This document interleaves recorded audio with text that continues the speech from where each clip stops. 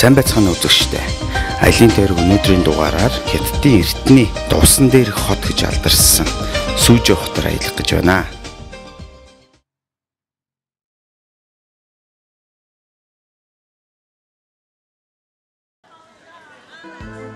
За Сүжээ хотын гол онцлог гэх юм бол Эрдэнэ умарцсан улсаас Чин улсын үеийг хүртэлх мянган жилийн хугацаанд баригдсан 200 гаруй Хятадын Эрдэнэ цэцэрлэгт хүрээлэнгээр алдартай байдаг. За эдгээр цэцэрлэгт хүрээлэнгийн хамгийн гол үзэл санаа концепцийг хэлэх юм бол байгалийн гоо үзэмж, урлаг, хүний оюун санаагурын төгс, хосолмол бүтээл гэж нэрлэгддэг. Эдгээр цэцэрлэгийн нэгээр та бид хамтдаа аялах гэж байна.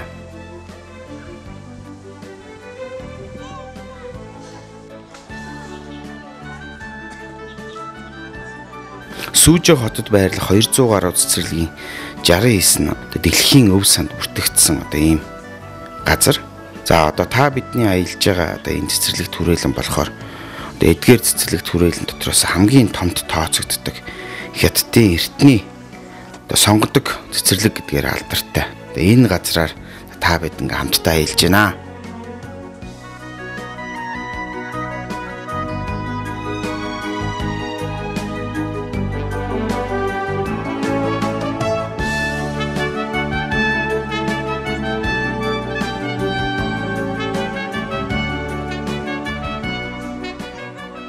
Үнэхээр том цэцэрлэг юм аа. 1509 онд байгуулагдсан цэцэрлэг чинь одоо 500 гаруй жилийн түүхтэй гэхэд чинь ерөөсөө яг байгаа чигээр ингээ хадгалагдаад үлдсэн. За Мин улсын үеийн бас хамгийн чухал том цэцэрлэгт ордог юм байна. За тэгээ үндсэндээ Хятад байдаг 4 том цэцэрлэгийн хамгийн шилдэг гэж энийг хэлэгддэг. Энэ дотор халуун орны янз янзын олон төрлийн ургамал жимс мөн байгалийн сонин тогтож зүхий чулуунуудыг зориуд зөөвөрлөн авчирч хийсэн.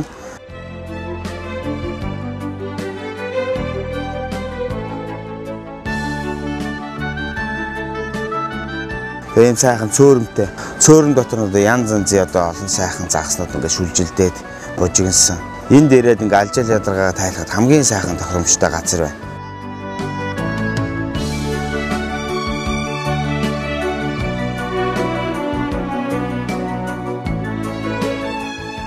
Энэ газар нь Хятадын үндэсний хамгийн том түүхэн соёлын дурсгал зүйл бол тооцогддог. За 1987 онд дэлхийн өвд бүртгэгдсэн ийм газар байт юм байна.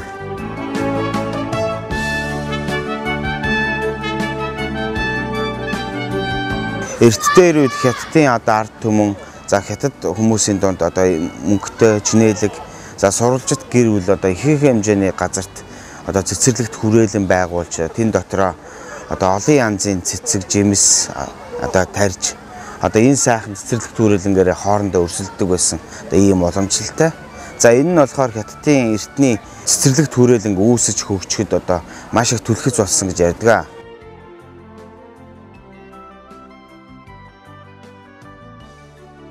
Хятадын ард түмний дунд ялангуяа шүлэгч, яруу найрагчид, мундаг том зохиолчд болохоор ихэвчлэн дандаа энэ байгалийн сайхан цэцэрлэгт хүрээлэнд сууж шүлэг найргаа тойрвж байсан түүхтэй. За энэ утгаараа ерөөсөө яг ийм сайхан цэцэрлэгт хүрээлэн гэдэг бол ерөөсөө Хятад хүний хувьд ерөөсөө олон 100 жил бүтээж бий болгож ирсэн үндэсний онцлогтой бол холбоотой байдаг. Байгаль дэлхийг аргадаж газар тариалан эрхэлж мод цэцэг ургуулна гэдэг бол ялангуяа дундад хүмүүсийн хувьд хамгийн хийх дуртай ажил, чаддаг ажил гэж хэлэхэд ерөөсө болно.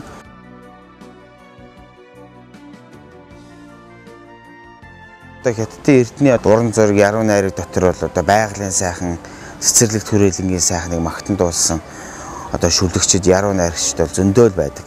Маш олон төрлийн цэцэг жимс ургаад энэ сайхан хүний гараар бүтээсэн цөөрөмд сайхан загас, алаг ирээн олон төрлийн загснууд бужигнсан. Бидний харахад их сайхан байна. Бидний нэг ил юм уу гэдэг байна.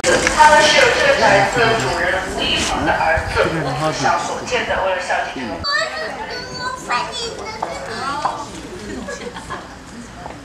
За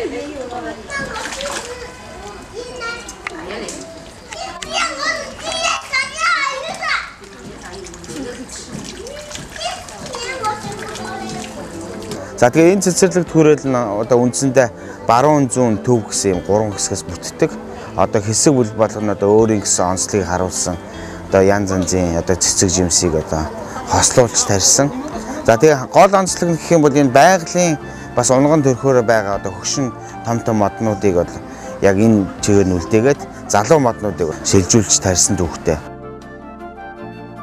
Байгалийн одоо өрмөц сонин цодон тогтц зүхийн чулуунуудыг бас энэ дээр ингэж ирж хийснээр одоо байгаль хүний гараар бүтээгдсэн цэцэрлэг маань ингэж цогцолж иж энэ сайхан цэцэрлэг ингэж үүсгэж байна.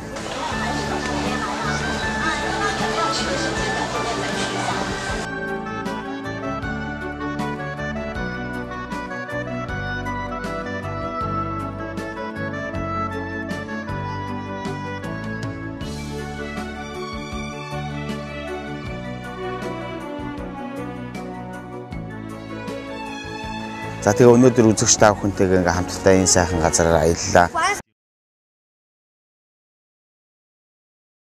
Барилгын зураг төслийн Төвшинчин компани манай хамт олон жилийн ажлын дадлага туршлагатай бөгөөд барилгын ижил бүрэн зураг төсөл, барилгын архитектур, бүтэц, халаалт, салхивч, дотор усан хангамж, цахилгаан сүлжээ, шугам сүлжээ, барилга байгууллагын хэмжээний технологийн зураг төслийг чанарын өндөр түвшинд хийж гүйцэтгэнэ. Барилгын зураг төслийн Төвшинчин компани Тэнгэрийн удамд илэн халих бүргэдийн эрх чөлөөг хүмүүн оюун бэлэгтээ ургуулан зангидаж хязгааргүй орон зайг эрхшэн захирах болжээ.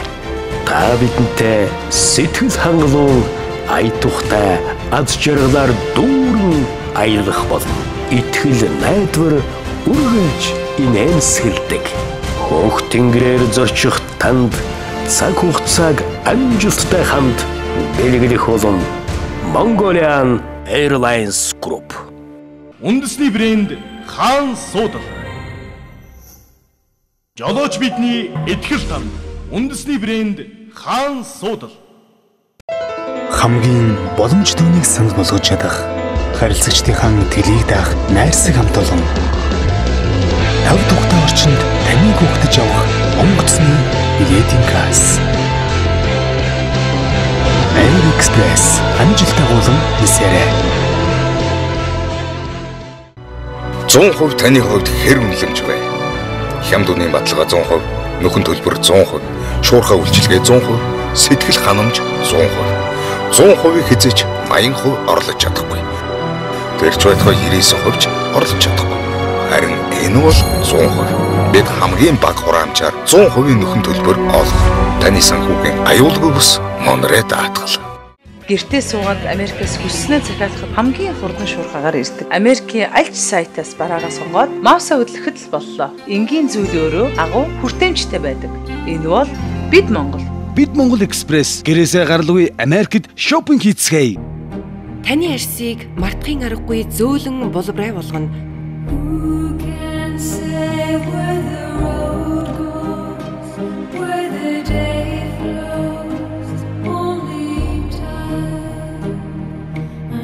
Шүүслэх тоорын чихшүүлэгч тос нь арьсыг мэдэгдэхүйц зөөлөн болгодог гэдэгт итгээрэй. Та үнийг хизээч мартахгүй. Үнэхээр мартахын аргагүй зөөлөн арьс.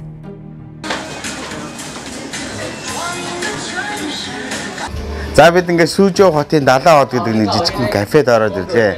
Энэ кафед болохоор ерөөсө дэлхийн одоо бүхэл орны одоо мөнгөн тэмдэгт одоо энд байж байна. За энэ наадталт нь болохоор энэ цаасан дээр болохоор энэ кафегаар өөрчлөлсөн хүмүүс одоо өөрийнхөө хүсэл мөрөөдлөө бичээд ингээ наадаг. Ийм боломжтой сонин газар байна. За ийшээгээ бас сая бид нар явсан.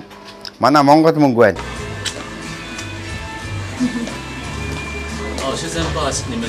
Энд ирсэн улсуудын цаасан дээр бичсэн зүйлүүд нь ерөөсөө янз янзын одоо хүслээ бичсэн байна. Одоо залуу хосууд нэгнийгаа санаад сансан сэтгэлээ цаасан дээр бичсэн байх жишээ нэ. Зарим хүмүүс болохоор өөрийнхөө орны мөнгөн дэвсгэртийг гаргаж ирээд тэн дээр бас хүслээ бичээд ингээд энд орхидог одоо ийм боломжтой газар байна.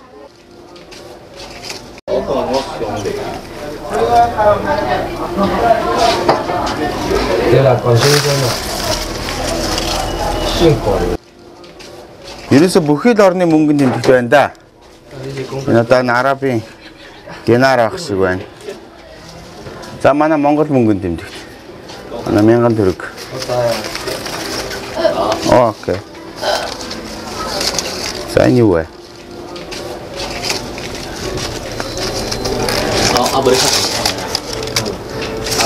За энэ Лаосын мөнгөнд тэмдэгт байна.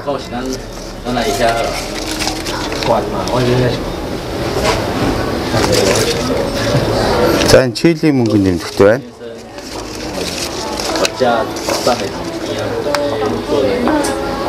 Эквадор. Окей.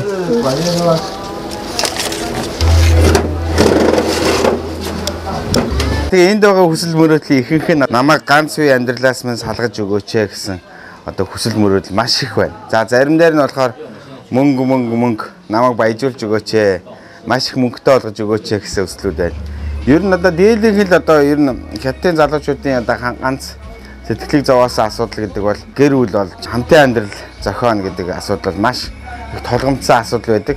Ер нь хятадын нөгөө статистик тооцоогоор гэхэд нийт хүн амын бараг 60% дандаа эрэгтэйчүүд байдаг гэсэн юм тооцоо байдаг. Тэгээ хятадын бас гэр бүлд болохоор эрэгтэй хүн одоо голомт залгах одоо хүү төрүүлэх сонирхолтой, одоо охин төрүүлэх сонирхол нэлээд багатай байдаг. Хүүсийн тэмцэртэй байдал бас алдагдж байгааг энэ битсэн хүсэл мөрөөдлөөс нь бас харж болохоор байна. Ерөөсөө ихэнх нь дандаа л одоо гэр бүлтэй болох юмсан хайны жилтэй болгож өгөөч л гэсэн тийм хүсэл мөрөөдлөө битсэн байх юм. Энэ бидний анхны аялал дахид зөндөө аялах болно гэж бичсэн байна. Манай орчуулгыг бол манай Нямц цэр ингээд Шанхайд сурдаг одоо манай залуу хийж байгаа.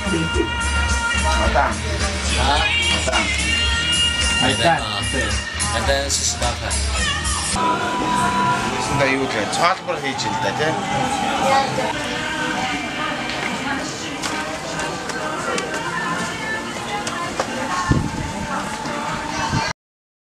Дөрвөн зүг 8 зөвхөст шуран хайхадаан дөмөн түүхийн их нухчаад эгшиглэн гүйлэгч алдар дуртын дууч Монгол улсын урлагийн авиац үтгэлтэн солийн соодлын Хүмин хаан дуулж яваа бол урдын дууны цомог өвс соёл их түүхэн дээдлэгч эрхэм таны аюуны хойморт сэтгэлийн сонор болж цочилж байна.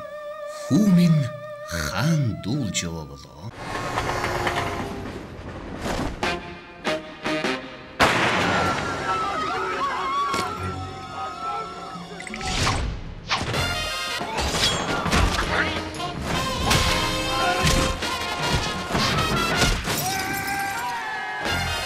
Карабо таны алдагдсан гэж үчиг нөх.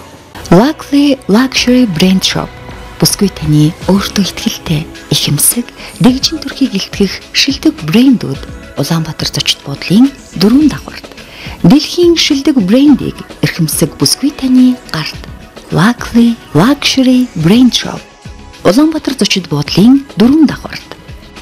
Сайн байна уу? Та өөрийн брэнд бүтээгдэхүүн үйлчилгээг тод өнгөт уур булан байдлаар сурталчилмаар байна уу? Тэгвэл бид танд туслахад бэлэн байна. Олон нийтийн медиа сурталчилгааны чиглэлээр BRB компани Монголд хамгийн өргөн сүлжээг хамардаг бөгөөд Улаанбаатар хотын төвлөрлөлттэй бизнесийн 70 гаруй аж ахуйн нэгжүүдэд 100 орчим мэдээ дэлгэцийг байршуулад байна. Бид танд амжилтыг хавцрах болно. Тэр энэ байна. Энэ миний хүү тэр хааны дүрд үнэхээр гарамга тоглож байгаа биз? Гэхдээ илүү гарамга нь миний хонгорхон сахиусан тэнгэрл байна да. Харин чиний хүүхэд юу болсон юм бэ? Тэр чулуу болсон.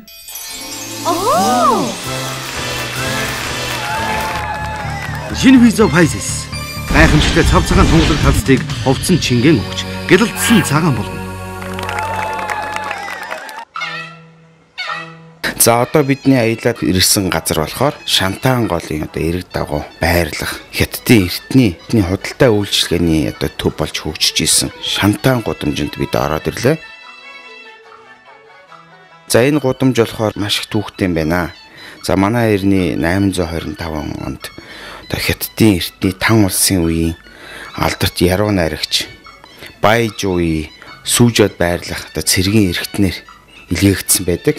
энэ үедээ шантаан голын эрэг дагуу хүмүүсийн ахуй амьдралын байдал худалдаа 8 маш хүндрэлтэй байсныг бол анзаараад энэ газар худалдаа 8-ыг өргөжүүлж одоо усан замыг одоо сайжруулж хийвэл маш их ашигтай болохыг анзаарч одоо хөгжүүлснээр одоо шантаан гудамжийг одоо үүсэх үндэс нөхцөл болсон гэж үздэг.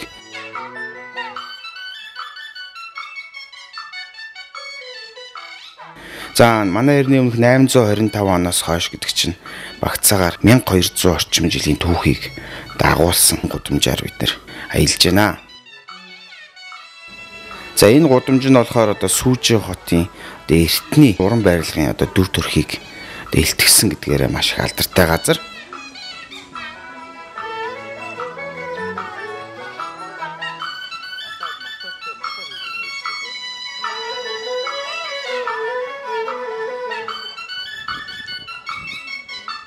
Аялын тойрог нэвтрүүлэг хятадын одоо эртний түүхтэй Сүүжөө гэдэг хотоор ингээ аялж байна. Яг энэ гудамж нь болохоор одоо эртний одоо Венец хотыг одоо санагдуулмаар.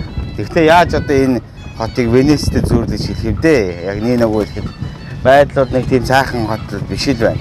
Гэхдээ яг тухайн үеийнхаа 13-4-р зууны үед одоо аялж исэн Европын аялагчдын бичиж үлдээснээр бол үнэхээр үлгэрийн юм шиг гайхалтай сайхан хотоо гэж одоо түүхэн тэмдэглэгдэж үлдсэн байдаг. Гэхдээ тэр 13-р зууны үеийн одоо хятадын бас соёлыг ингээд ярихад Европоос 500-аас 1000 жилээр хөгжлөөрөө төрүүлсэн байсан. За яг юугаараа төрүүлсэн байсан бэ гэхээр одоо хятадууд анх бол дарийг бүтээсэн гэж ярьдаг. Дуужиг бүтээсэн. Газар тариалангийн ургац нь одоо Европын тухайн үеийн авж исэн ургацаас 4-ээс 5 дахин их хэмжээний ургац авдаг. Хөгжлийнхаа дээд түвшинд хүрсэн байдаг. Тэр утгаараа тухайн үед аялж исэн одоо аялагч жуулчдын хувьд бол үнэхээр тэр үедээ бол үнэхээр гайхажсэн ханжаа Сүүжээд аялаад газрын дэваажин болсон юм сайхан газар байна гэж уулга алдчихсан түүхтэй. За яг одоогийн байдлаар бидний аялж байгаа байдлаар бол яг энэ дээр үеийнхаа тэр байгаа байдлаа ингээ хадгалаад үлдсэн. Яг урьж байгаа жуулчдын сонирхлыг татаад яг ингэж амьдарч ижээд гэсэн одоо ойлголтыг харахаас биш. Нэг тийм одоо сайхан сэтгэл хөдлөөд бас босч хараймаар бол тийм сайхан байдлууд биш. Яг 13 дугаар зууны үеийн одоо тэр Европын жуулчдын аялж исэн тэр гайхамшигтай байдал нь бол үнэхээр одоо тэр үед дэлхийн түвшинд одоо хамгийн одоо үлгэр жишээ болохоор энэ сайхан хот байсан. За ялангуяа одоо эртний одоо Сүн улсын үед одоо Вэ улсын үед одоо энэ одоо ханжаа Сүүжээ бол хөгжлийнхөө оргилд хүрээд энд бол худалдаа 8 цэцэглээд одоо дэлхийн одоо олон орноос ирсэн худалдаа 8-ачд бол ирж худалдаа 8 хийдэг. Бас тийм сайхан одоо үлгэр жишээ. Тэр үеийн хятадын одоо соёлын гол одоо төв болж исэн газар. Тэгээ энэ хотод болохоор одоо олон эрдэмтэн мэргэд одоо зохиолч, яруу найрагч, философч, одоо одон орон судлаач гэдэг ерөөсөө маш олон одоо суутай одоо хүмүүс төрж исэн түүхтэй. 17 дугаар зууны үеэс эхлээд ерөөсөө Европын хөгжил бол маш хурдтай хөгжсөн. Тэгээд 19-р зуунтай залгахад хятад бол дэлхийн хамгийн хоцрогдсон улс болж ингэж хөгжсөн түүхтэй. Тэгээ ер нь одоо бид нар бас ингээд гадагшаа аялахдаа бас тухайн орны түүх соёлыг ингээд бас харахын зэрэгцээ бас үзэгчдтэй бас юм ойлгох хэрэгтэй. Бас хамаагүй хэлхий одоо очиж байгаа газар ингээд магтаад үнэхээр одоо сайхан ингээд нэвтрүүлэг хийдэг бол бас энэс нэг талаар бас буруу. Нөгөө талаар бол яаж юм гэхээр одоо байгаа газрыг байгаагаар нь хэлнэ гэдэг бол бидний хувьд бол бас маш их чухал зүйлээ. Бид тухайн орныхаа соёл ёс заншлыг харуулсан зэрэгцээ яг байгаа байдлыг байгаагаар нь харуулсан бол үзэгчид хүмүүс бас дахиж ийшээгээ ирж цаг зав мөнгөө гаргахгүй. Тийм болохоор бас үзэгчд маань их тустай юм болов уу гэсэн ойлголтыг бас хэлмээр байна. Зарим хүмүүс бас үзэгчид бас гайхаж байгаа байхад та ингээ аяллаа нэвтрүүлэг хийгээд тухайн улс орноо ингээд муудаад ингээд байна гэж одоо хүмүүс ярьдаг. Гэхдээ одоо үнэхээр байгаа юмыг байгаагаар нь ярихаас өөр яах вэ?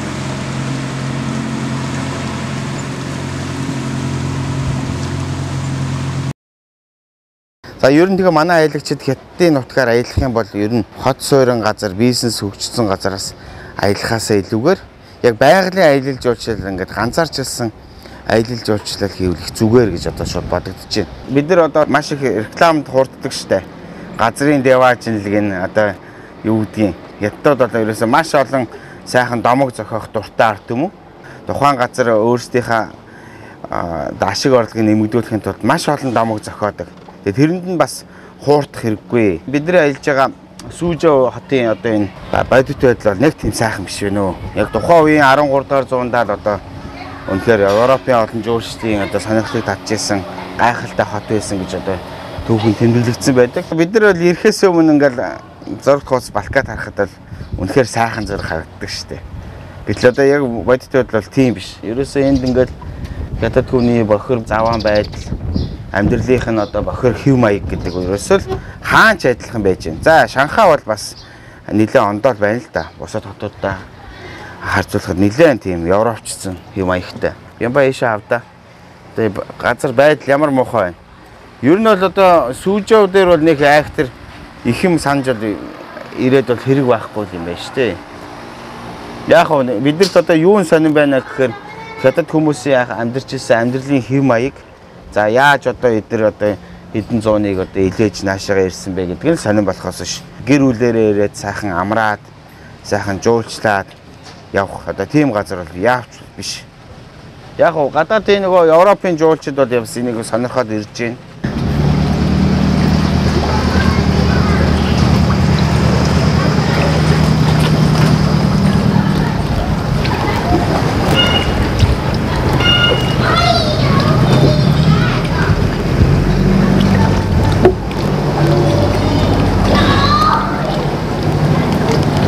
За амьдралын хэв маягийн хувьд гэхэлэр яг энэ Сүүжөө хотын одоо энэ годомж одоо ер нь хөвчлэн одоо усаар тусгаарлагдсан. Тийм болохоор нэг газар руу явахын тулд заавал одоо ингээд заваар явдаг.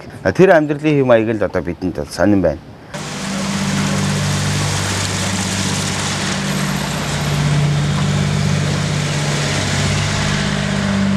Бид хэд ингээд хятадын нутгаар аялаад за бараг 20 хоног аялчлаа. Тэгээ энэ далмаараа бас хятадын амьдралын талаар ингээ ярмаар байна. Ер нь хятадын амьдрал өөр нь хаач ялгаагүй. Ер нь ядуусын амьдрал ер нь л юм нэг тийм орог саарл өдрийн одоо шар наран бор хоногийг өнгөрөөс одоо ийм амьдрал хаасаагүй байна. Одоо бид нар Дэмпэнээр ч аяллаа. За Шанхайгаар аяллаа.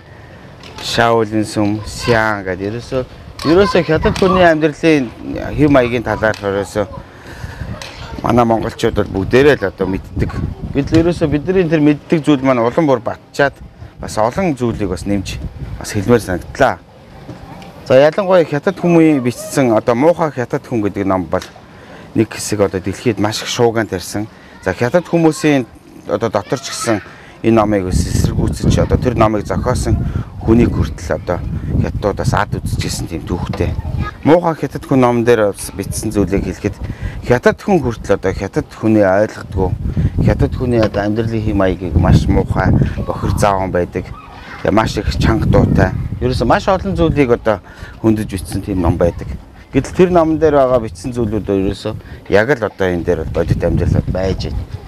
Ялангуяа өнөө маргааш өнгөрөөсөн одоо тийм орог саарл одоо амьдралын ямар ч тийм баяр баясгалан бол бидэнд бол харагдахгүй байна.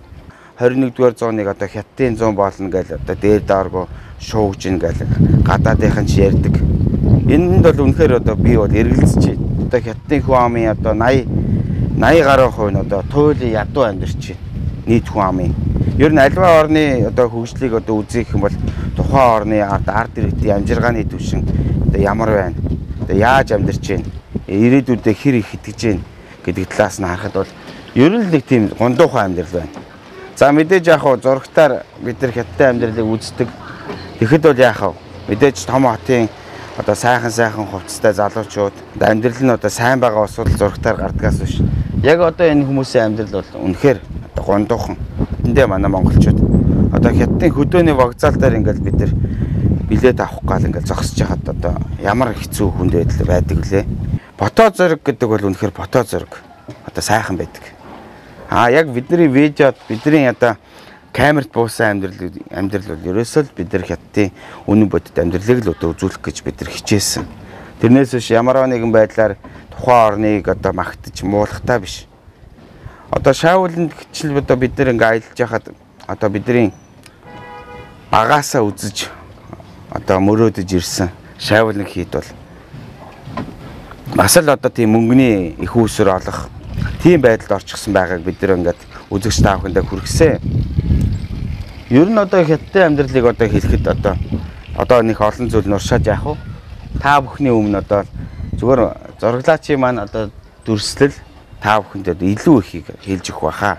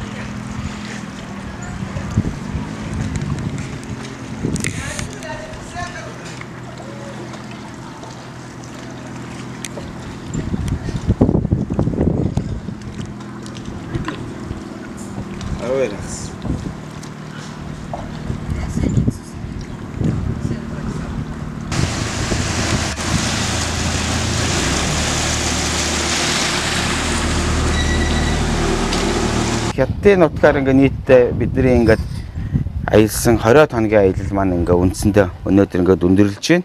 Бид нар одоо өнөөдөр сууж байгаагаас хурдан галт хэрэгэнд суугаад Бээжинд очиод Бээжингээс Улаанбаатар руугаа буцаад бидний аялал өндөрлөнө. За тэгээд 20 хоног шахам аялсан аяллыг маань одоо 3 сар гаруй хугацаанд үзэж сонирхсан нийт үзэгчдэд баярлалаа.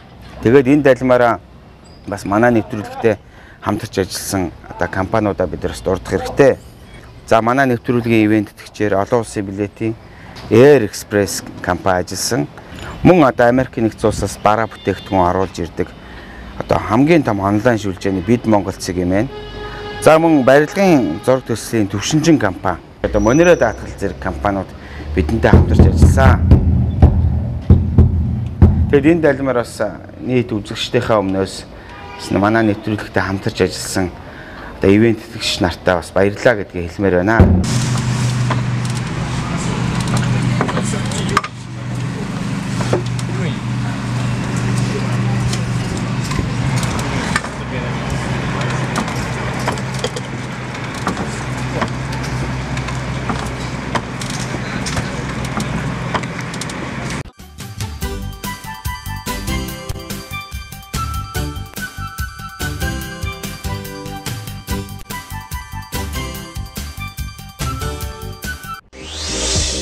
Нэвтрүүлэгтээ хамт аялсан үзэгч та бүхэндээ баярлалаа.